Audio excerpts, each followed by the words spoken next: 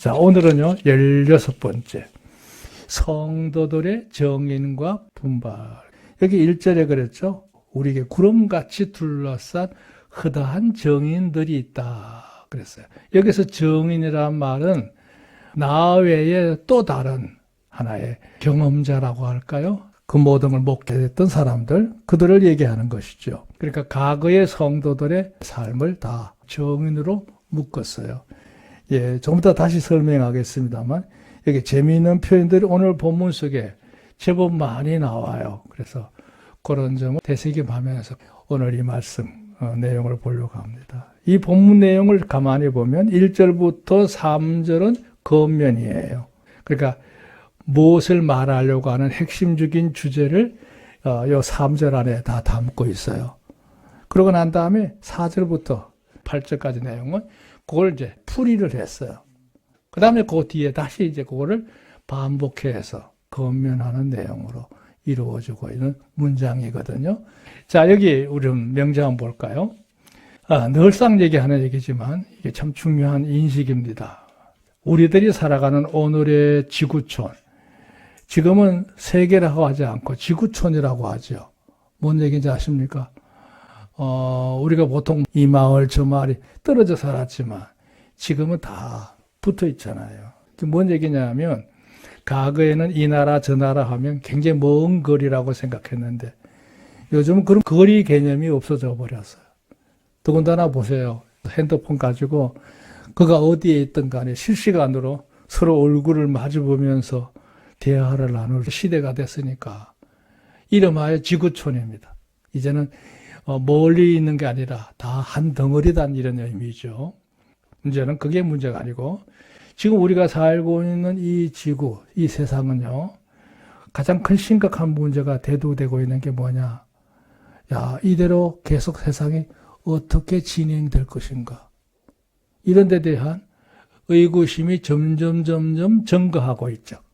증가하고 있습니다. 경제적인 면에서의 심각하게 국가 간의 대립도 그렇고 또 군사적인 면에서도 그렇고 정치적인 면에서도 그렇고 무엇보다 사람들의 가치관 성향도 보면 과거와 달리 유례 없이 사람들의 인성이 급속하게 변질돼가는 모습을 볼 수 있어요. 이게 새삼스러운 게 아닙니다. 왜 그러냐? 성경은 이미 이러한 현상에 대해서 예고하고 있거든요. 특히 마태복음 24장 내용을 집중적으로 한번 보세요. 누가복음 21장도 같은 내용입니다만 예수님께서 어떻게 말씀하고 계시는지 그게 아주 자세하게 언급되어 있거든요. 이 이름하여 종말론적 현상입니다. 이게 점점 속도를 내고 있어요. 가속화하고 있어요. 그거를 아무도 부인할 수 없습니다. 자, 문제는요. 이 사회가 점점 이렇게 이제 마무리가 되어가는 듯한 이런 현상을 우리가 느끼게 될 때 우리가 반드시 살펴야 될 부분이 또 하나가 있어요. 그게 이제 여기서 나오는 거예요. 우리가 사는 이 사현실, 영적인 상태 이런 걸 볼 때 사람들의 의식 형태가 너무 자기중심적으로 변해가지 않습니까? 지금 사람들이 완전히 자기중심적으로, 물질 중심으로, 쾌락 중심으로, 현실 중심으로 이 모든 것들이 가치관이 급속하게 몰락해가고 있습니다. 여기 변질이라는 단어를 썼잖아요. 어떤 사물이나 물질의 성질이 변한다는 뜻이에요. 그 바탕 자체가 달라지고 있어요. 변칙, 이건 뭐냐면 이제까지 살아왔던 삶의 방식이나 가치관대로 살지 않고 그것을 이탈해서 벗어나서 살려고 하는, 반항한다고 할까요? 거역하는 사람들의 인성이 무엇보다 강해졌어요. 지금 시대가 그렇습니다. 그러다 보면 끝에 결과는 뭐냐? 변모해버려요. 변모는 뭐냐면 완전히 나중에 보면 원형은 사라지고 새로운 형태로 달라져 있는 모습이 변모거든요. 그런 모습으로 지금 사회가 바뀌고 있습니다. 자, 문제는 그렇게 되면 누가 손을 놓느냐? 하나님께서 손을 놔버리라. 이게 심각한 문제예요. 왜냐하면 이 세상은 하나님이 지으셨고 하나님의 세우신 일정한 뜻을 가지고 세상을 운행해 오셨잖아요. 세상의 주인공이 사람 아닙니까? 근데 사람들 자체가 완전히 변질되더니 변칙이 되고 변모가 되어버리면 더 이상 세상을 존속할 가치가 있을까요? 없어요. 그럼 뭐예요? 하나님께서 마무리하는 때가 빨리 온다는 뜻이에요. 빨리 와. 아마 늦어지지는 않을 거라고 생각합니다. 그러니까 하루가 다르게 이상한 모습으로 종말론적 현상으로 치닫고 있다. 이렇게 여러분이 이기의식을 느끼면 되겠어요. 그런 것들이 폭증하고 있다는 거잖아요. 그 이유가 뭐냐? 한 단계 더 올라가서 그 진리와 성령의 감화를 기본으로 그걸 삶의 진솔한 바탕을 삼고 기준을 삼고 목적을 삼고 살아갔던 성도들이 그렇게 살아가면서 어떤 사회든지 이제까지는 선도했고 계도했고 주도했어요. 선도라는 말은 앞에 서서 이끌어가며 모본을 보였고 계도라는 말은 사람들을 깨우쳐서 가르쳐서 그쪽으로 갈 수 있도록 이렇게 길을 더 안내해주고 주도라는 말은 그들이 사회 가치관에 어떤 된 정점에 서서 모든 것을 영향력을 끼쳤던 것이 이제까지 성도의 역할이었습니다. 그런데 오늘 이렇게 여러분 특이한 단어를 보실 텐데요. 그런 모든 삶이 지금은 어떻게 되느냐? 우리 현실적인 문제예요. 세미예요. 세미. 새할 새자에다가 작을 미자거든요. 점점 힘이 줄어들어. 숫자도 적어져. 그러니까 힘도 줄고 능력도 줄고 숫자도 줄고. 지금 우리 사회가 지금 기독교 신앙을 가지고 있는 성도들이요. 지금 그래프를 볼 때요. 2010년을 기점으로 해서 계속 이렇게 내려가요. 그 어디까지 내려갔는지 아직 통계도 나오지도 않았어요. 그 우리가만 봐도 젊은이들이 교회를 이탈하고 아이들은 사라져 버렸고 지금 어른들만 남아서 예배드리는 형국이 이게 무슨 세미한 현상이에요. 그 다음에 극미란 단어를 썼는데요. 이 다할극자거든요. 그것이 이제 겨우 명맥을 유지하는 자체를 말할 때 극미하다 그래 얘기해요. 눈에 띄게 줄어든 거야. 그 다음에 이게 엄밀한 말을 썼는데요. 이게 숨기는 자거든요. 있는지 없는지 모를 만큼 느끼지 않을 만큼 그런 모습으로 있는 둥 마는 둥이지 뭐 분명히 존재하기는 하는데 그냥 겉으로 드러나지 않으니까 다 숨어버린 상태. 이게 문제가 된 거죠. 이렇게 되면 세상은요, 아까 처음 얘기했지만 종말론적 현상이 가속화됩니다. 어느 날 갑자기 주님 오시고 세상이 마무리 단계로 들어갈 수 있는 것이 바로 오늘 우리가 사는 이 시대예요. 그게 지금 무슨 거창한 계획을 갖고 그렇게 꿈을 막 야무지게 가져야 될 그럴 만한 여력이 지금은 과거보다 위험성이 얼마나 높아졌는지 몰라요. 그렇다고 여러분 희망 다 버리고 매일매일 그냥 되는 대로 살자 그런 개념을 조성하기 위해서 이런 말을 하는 게 아닙니다. 제가 말하는 말은 뭐야? 그래도 오늘을 우리가 사는 이유는 이 역할을 우리가 일부분이라도 감당할 수 있는 마음가짐을 새롭게 하자. 할렐루야. 그런 의미에서 오늘 이 말씀 나누는 거예요. 자, 두 번째 볼까요? 하나님께서는 오늘을 사는 우리들에게 바라시는 소원이 있다면 뭘까? 이걸 늘 우리가 생각하는 거죠. 그것은 곧 지금까지 각 시대마다 말이죠. 믿음의 선진들이 살아왔던 그 모습들처럼 일정하게 자기 역할, 자기 위치에서 자기의 자리에서 말이죠. 본분을 다 해왔잖아요. 그들이 있기 때문에 오늘까지 이어져온 거예요. 그들은 이제 그렇게 살다 그 시대를 떠나버렸고 오늘 우리는 우리가 그 모든 일을 감당해야 될 책무가 오늘 사는 우리 성도들에게 있는 줄로 믿습니다. 그게 우리에게 있다는 얘기예요. 그게 이제 히브리서를 강론하는 모습의 궁극적인 목적이에요. 그렇게 살아왔던 모습처럼 우리도 지금 뭘 해야 되느냐. 여기 그랬어요. 진실이에요. 참진자에다가 열매실자잖아요. 거짓 없이 바르고 참되게 꾸준히 제대로 살아가는 걸 진실되게. 진정이란 말은 마음을 쏟아. 거기다 온 정성을 다해. 그렇게 해서 우리 자체가 뭐가 되느냐? 성도이기도 하지만 우리는 제대로 진리를 깨닫고 진리대로 사는 진인이 되어야 될 줄로 믿습니다. 그 진인이라고 그래요. 그렇게 해서 세상 끝날까지 이르기를 원하시는 것이 하나님의 소원인 줄로 믿습니다. 하나님은 오늘 우리에게 바라신 그거예요. 제대로 진실하고 진정성을 가지고 하나님 앞에 제대로 진리를 깨닫는 자로서 사는 것을 오늘 우리를 향하여 바라시는 거예요. 내 규모가 크든 적든 간에 그렇게만 살기만 하면 나가 있는 자리에서 그런 있는 곳곳마다 이 사회를 일정하게 하나님의 뜻을 따라 유지할 수가 있잖아요. 그게 하나님의 뜻인 줄로 믿습니다. 그러기 위해서는 우리가 해야 될 일이 있죠. 여기 그랬어요. 저마다 언사대로 그 역할에서 더 분발해야 돼. 그래서 오늘 제목에 분발이라는 단어를 쓴 거예요.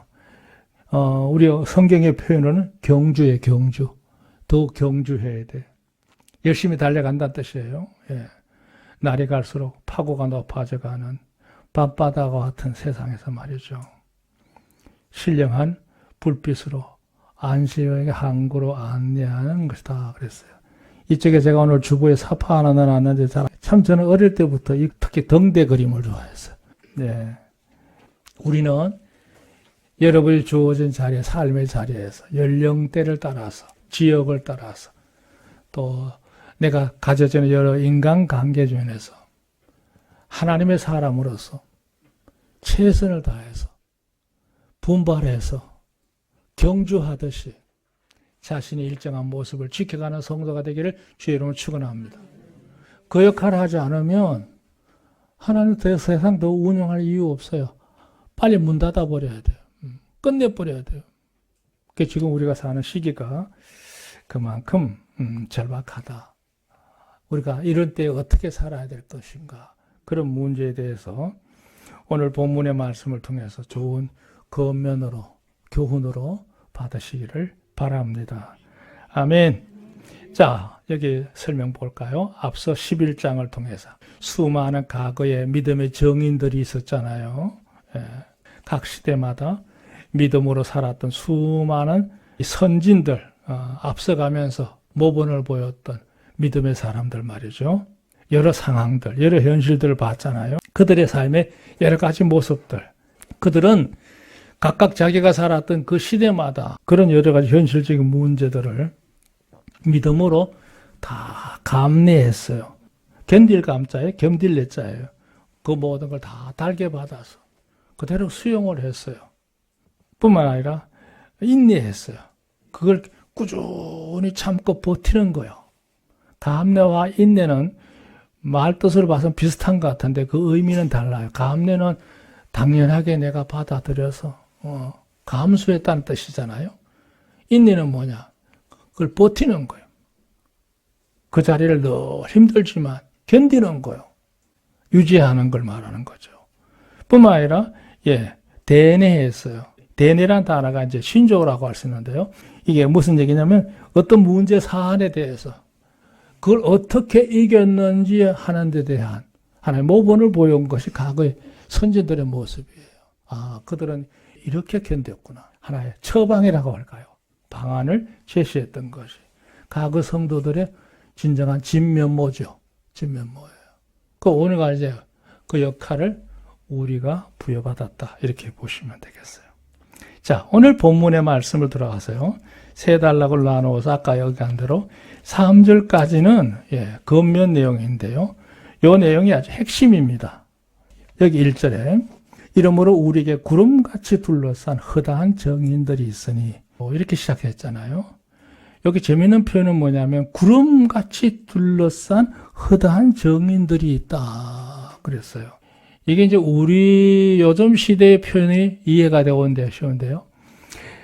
이 성경을 기록할 당시에는요, 원형 경기장 문화가 아주 붐을 일었던 시기예요.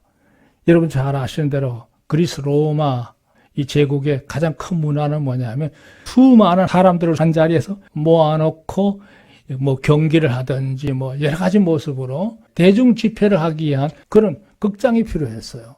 지금도 그 유물이 가장 많이 남아 있어요. 원형 경기장. 여기 설명해 놨죠. 큰 경기장에 저마다 선수를 응원해 해서 수많은 관중이 운집에 소리를 치잖아요. 예, A팀, B팀이 경기를 하면 서로 소리를 칩니다. 그러니까 여기다 비유한 건 뭐냐면 과거 시대에 믿음으로 살았던 성도들은 마치 뭐와 같으냐? 그 대형 경기장의 객석에 앉아서 소리치는 응원하는 팀과 같다 이 말이에요. 그들이 한두 명도 아니고 커다란 정인들이라고 그랬어요. 수없이 많다는 거죠. 지면이 부족해서 다 언급하지 않았을 뿐이지 히브리서 11장에 있는 이 큰 정인들 말고도 믿음으로 살았던 사람이 얼마나 많았겠어요. 그들이 우리를 향해서 계속 바라보면서 한호성을 지르고 있다. 이런 그림을 여기서 얘기하고 있어요. 각 시대마다 시련 속에서도 믿음의 충성으로 상급을 이룬 그들이 오늘날 사는 우리를 향해서 지금 응원하고 있다. 격려하는 말이에요, 이게. 그러니까 우리만 애로이 싸우고 힘든 삶을 사는 게 아니라 과거에도 이미 그들은 그 어려운 시대를 믿음으로 넉넉히 했던 많은 무들이 지금 격석에서 소리 지르고 있지 않느냐 이런 이제 그림을 그리고 있는 게 그림 문자입니다, 이게. 그러면서 말하기를 모든 무거운 것과 얼매이기 쉬운 죄를 벗어버리고 두 가지 개념, 무거운 거 있고 얼매기 쉬운 게 있다 그랬어요. 이렇게 무겁다는 말의 표현이 아주 의미가 있는데요. 이 말이 무슨 뜻이냐면 짐이 되고 방해가 되고 우리의 삶을 거추장스럽게 하는 여러 가지 것들. 그게 뭔지 명확하지 않지만 기본적으로 마음속에 가지고 있는 무슨 나태함이라든지 교만한 마음이라든지 또 하나님의 말씀에 대해서 확신하지 못하고 늘 방황하고 있는 마음이라든지 또 여러 가지 인간관계도 있을 수 있고 사회적인 여러 가지 핍박이나 환난도 있을 수 있고 하여튼 나를 짓누르고 있는 여러 가지 모습들 내 행동을 내가 스스로 어떤 결정을 내릴 때 자유롭게 하지 못하게 하는 것들이 사람마다 다 다를 수 있어요. 다 무거운 거야. 얼매기 쉬운 거란 말은 뭐예요? 인간관계에서 쉽게 떨쳐내지 못하고 어쩔 수 없이 끌려가는 것들이라든지 뭐 여러 가지 세상에 자꾸 눈에 보일 때 호기심을 가질 만한 미혹을 느끼는 것들이 있다든지 이런 것들 쉽게 내 삶에 다가오는 여러 가지 나를 넘어지게 하는 각가지 시험들 이게 다 얼매기 쉬운 거죠. 그 모든 거를 벗어야 된다는 거예요. 그래서 이번 설명 보가요.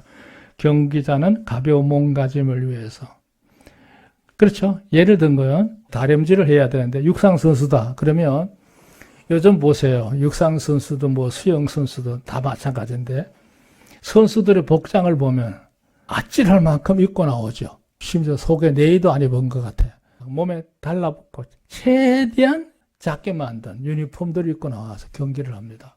난 어릴 때는 저거 모양을 내라 저나 보다 했더니 그게 아니고 바람의 저항감을 적게 받고 최대한 몸의 활동력을 높이기 위해서 만든 유니폼이래. 그게. 그럴 수밖에 없죠. 그걸 이제 비유한 거예요. 마치 운동선수가 다른 사람하고 경쟁을 할 때 최대한 자기 옷차림부터 말이죠. 거추장스러운 거, 필요 없는 건 다 제거하는 거예요. 그러니까 신앙생활도 마찬가지라는 거죠. 하나님을 섬길 때 내가 하나님을 섬기는 일에 이게 방해가 돼. 이건 올감이야. 이거 잘 날 넘어지게 해. 그런 것들이 내 삶 속에 있다고 느껴지거든. 그걸 하루도 빨리 내려놓을 수 있는, 끊을 수 있는, 벗어낼 수 있는 용단이 있어야 믿음의 경주자로서 현실에서 승리할 수 있다는 얘기예요. 좋은 기록을 낼 수 있다는 얘기입니다. 인정하시면 아멘. 여러분 마음에 그림이 그려지시기를 바랍니다. 그러면서 2절에 말합니다. 믿음의 주요 또 온전케 하신 예수를 바라보자. 이것도 재미있는 말. 역시 경기의 얘기예요. 육상선수가 출발점에서 출발을 하잖아요. 아무렇게나 뛰지 않지요. 자기가 가야 될 그 코스를 따라서 달려가되 그 도달해야 될 목적지가 있잖아요. 저 끝에 가면 자신의 기록을 재는 기계도 있고 사람도 심판자도 있고 다 있단 말이에요. 그것만 보고 달려가는 거예요. 근데 그 결승 라인에 누가 있느냐?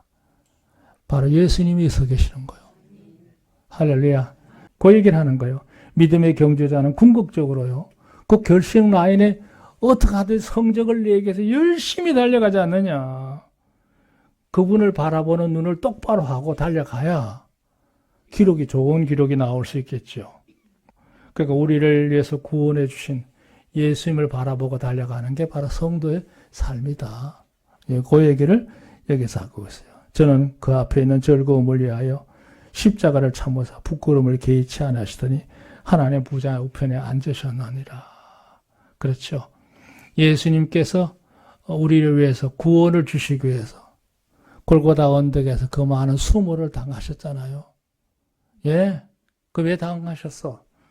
우리에게 구원을 주시기 위해서 그 일을 당하시니 그 예수님을 그분을 생각하면서 성도들은 열심히 매일매일 분투하면서 믿음을 지키면서 하나님의 의를 행하면서 살아가야 한다. 그걸 오늘 여기서 건면하고 있는 얘기입니다. 자, 문제는 3절이에요. 너희가 피곤하여 낙심하지 않게 하여 죄인들이 같이 자기들이 거역한 일을 참으신 자를 생각하라 그랬어요.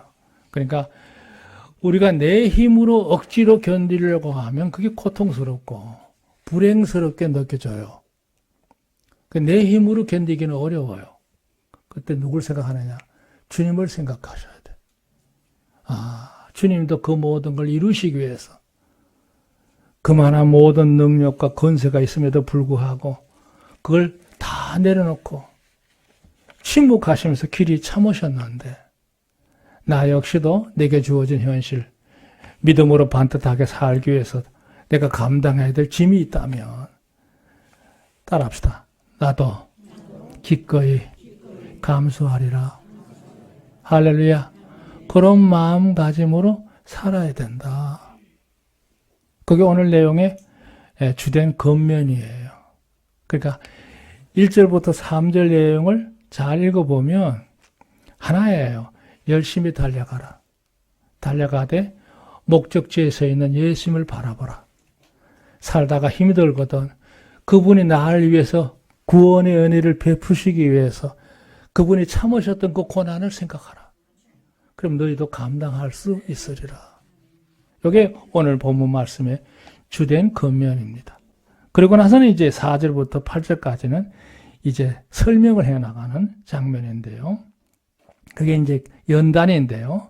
이런 경주하는 사람들이 자신을 훈련하는 일에 소홀히 하지 말아야 된다 하는 점을 강조하고 있어요. 4절에 보면 너희가 죄와 싸우되 아직 피 흘리기까지는 대항하지 아니하고 5절 또 아들들이 권하는 같이 너희에게 권면하신 말씀을 일렀으되 내 아들아 주의 징계하심을 경히 여기지 말며 그에게 꾸지람을 받을 때 낙심하지 말라 그랬어요. 오늘날 우리 성도들이 신앙생활하는 거 과거의 성도들이 환난 시대에 목숨을 다하는 피 흘림을 통해서 신앙의 절개를 지켜왔던 그 때가 있었잖아요. 거기에 비하면 지금은 어때요? 우리가 하나님 섬기는 것이 그렇게 고통스럽고 목숨을 내놓을 만큼 위험하지는 않잖아요. 그냥 소소한 불편이나 인간적인 면에서 여러 가지 충돌이 있을지 몰라도 그 정도는 감당할 수 있지 않느냐. 그러나 경우에 따라서는 우리가 정말 목숨을 내놓아야 될 만한 일이 있을 수도 있잖아요. 지역에 따라서는. 우리가 감사하는 건요. 그게 뭐 감사라고 하기엔 말이 좀 이상합니다만 그래도 우리가 자유롭게 이렇게 평안하게 내가 마음만 먹기만 하면 언제든지 주일 교회에 와서 찬송 부르고 예배 드릴 수 있고 성도들 간에 교제할 수 있고 또 합력해 선을 이룰 수 있는 일에 동참하는 성도가 됐다는 거. 감사하시기 바랍니다. 우리는 공동체를 이루고 있잖아요. 무슨 얘기예요? 한 가족을 이루고 있잖아요, 지금. 근데 만약에 이 땅에요, 우리가 생각지도 못한 어려움이 와서 신앙의 박해가 주어지게 되고 엄청난 불이익이 주어지게 되고 뭐 이런 식으로 예, 정치적인 변화가 갑자기 바꿔져서 사회 분위기 바뀌면 우리가 서로 연락도 못 주고받고 각각 저마다 구석에서 숨어가지고 신앙생활 해야 될 때도 있을 거라고요. 없다고 생각해요? 얼마든지 일어날 수 있어요. 당장 예로 이 같은 한반도 안에 북한은 지금 그렇게 살고 있잖아요. 중국도 마찬가지고요.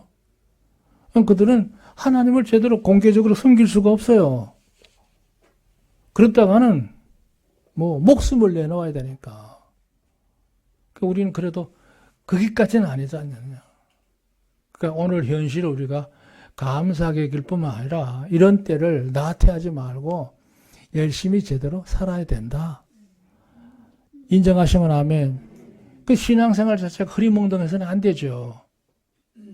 그 우리에게 주어진 이 여유로움을 그냥 우리 자신의 편의를 따라서 아무렇게나 남용하면 안 됩니다. 잘 써야 돼요. 잘 써야 돼요.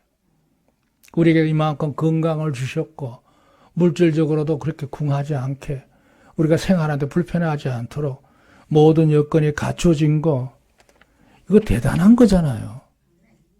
우리끼리 따지면 좀 높낮이가 차이가 날 수 있지만 우리보다 못한 처지에 있는 나라들에 있는 사람들과 비교하면 우리는 지금 천국 생활하고 있는 거지. 아멘. 그러니까 감사하셔야 돼요. 감사하셔야 돼요. 감사하십시다. 아멘. 이런 나라가 없어요. 이런 때가 없는 거예요. 그러니까 우리가 조그마한 어려움 때문에 내 마음에 낙심이 돼가지고 우왕좌왕해서는 안 된다. 예, 그 얘기를 오늘 여기서 하고 있는 거죠. 6절, 7절, 8절까지 봅시다. 주께서 그 사랑하는 자를 징계하시고 그 받으시는 아들마다 채찍질 하심이라 하였으니 너희가 참으면 징계를 받기 함이 아니라 하나님의 아들같이 너희를 대우하시나니 너희가 어찌 아비가 징계하지 않는 아들이 있으리요. 징계는 다 받는 것이거늘 너희에게 없으면 사생자요 참 아들이 아니니라 그랬어요. 뭔 얘기냐면요. 우리가 하나님을 섬기다 보면 그렇게 내가 달가워하지 않을 만한 어려운 일들이 내 신상에 또 내 주변에 일어날 수 있어요. 근데 우리가 오해하기를 내가 하나님을 섬기면 하나님이 내 모든 삶을 형통하게 하시고 어려움이 없도록 해주시고 모든 게 잘 풀려가야 되는데 아니 그렇게 내가 기도해도 응답도 안 되는 것 같고 왜 나를 이렇게 외롭게 힘들게 하시지?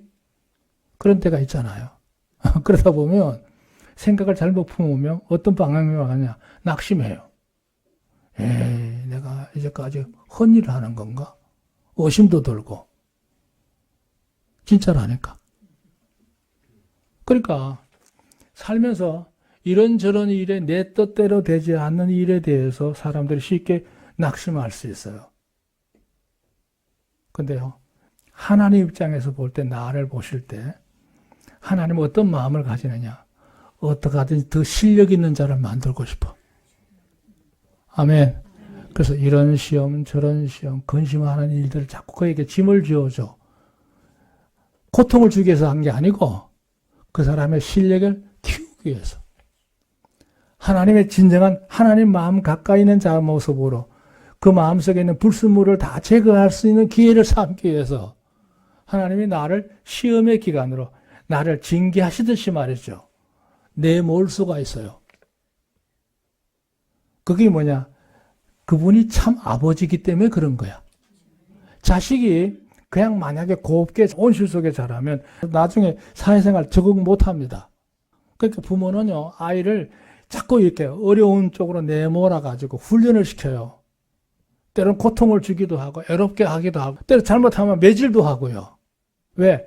부모의 마음에 뜻을 품고 자식을 키우고자 하는 그 교육열이 있어서 그렇거든요.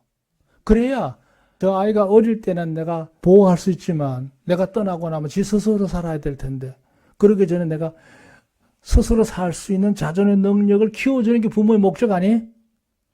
자식은 항상 부모가 아무리 성장해도 넌 아직 어린애야 이렇게 생각하고 무리한 요구를 할 때가 있단 말이에요. 부모도 그런데 하나님이 우리를 믿음을 가졌다고 그냥 곱게 모든 게 다 만사형통하고 모든 게 잘 되면 하나님 왜 필요해요? 그러니까 우리가요, 어려움이 오거든. 하나님께서 나를 믿음을 키우시기 위해서, 내게 순수한 중심을 갖게 하기 위해서 연단케 하시는 거구나. 이렇게 받아들이라는 거예요. 그 연단이란 말이 거기에서 오는 게 나와요. 여기 8절 그래요. 징계는 다 받는 것이거늘 너에게 없으면 사생자요 참 아들이 아니니라. 그러니까 우리가 하나님을 섬기면서 이런저런 어려운 일이 오거든 낙심하지 마시고 하나님께 더 가까이 나아가면서 간구하고 의지하는 믿음의 순수한 모습으로 변화돼 가시기를 주의 이름으로 축원합니다. 자, 9절부터 볼까요? 다시 이제 겉면이 반복되고 있어요.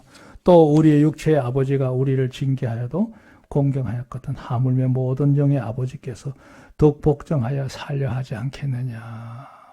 그러니까 우리가 분발할 때 가져지는 유익을 얘기하는 건데요. 여기 설명도 해놨어요. 육신의 부모도 자식의 올바른 양육을 위하여 징계를 서슴지 않아도, 예, 그러니까 부모가 아무리 함부로 대해도 그 자식은 그걸 역한 심정을 품지 않고 나중에 고맙다고 부모에게 효도하지 않아요? 하거늘 하나님의 자녀들이 어찌 하나님이 연단시키실 때에 그거에 대해서 복종하지 않고 반항할 수 있겠느냐 이런 얘기죠. 예, 10절 저희는 잠시 자기의 뜻대로 우리를 징계하거나 육신의 부모를 말하는 거예요. 오직 하나님은 우리의 유익을 위하여 그의 거룩하심에 참여케 하시느니라. 부모는 그 뜻이 옳은지 나쁜지 다 평가할 수 없지만 온전치 못한 사람도 그 자식을 위해서 그렇게 애쓰거든. 하물며 하나님께서 우리에게 행하시는 그 모든 연단은 우리를 더 거룩하며 온전케 하시기 위해서 주시는 것이다. 이런 얘기죠.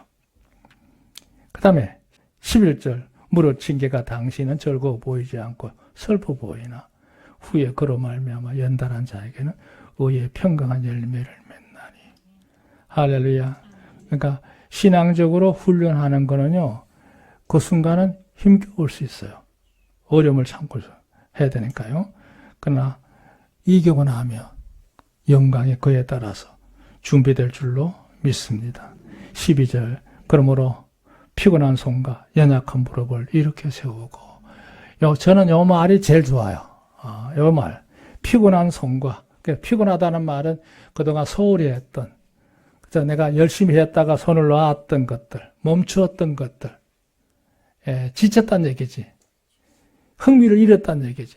그러지 말고 다시 자기 역할에 대해서 최대한 충성을 다하라, 이런 의미를 담고 있어요. 연약한 무릎이 뭐예요? 기도하는 무릎을 말하는 거지.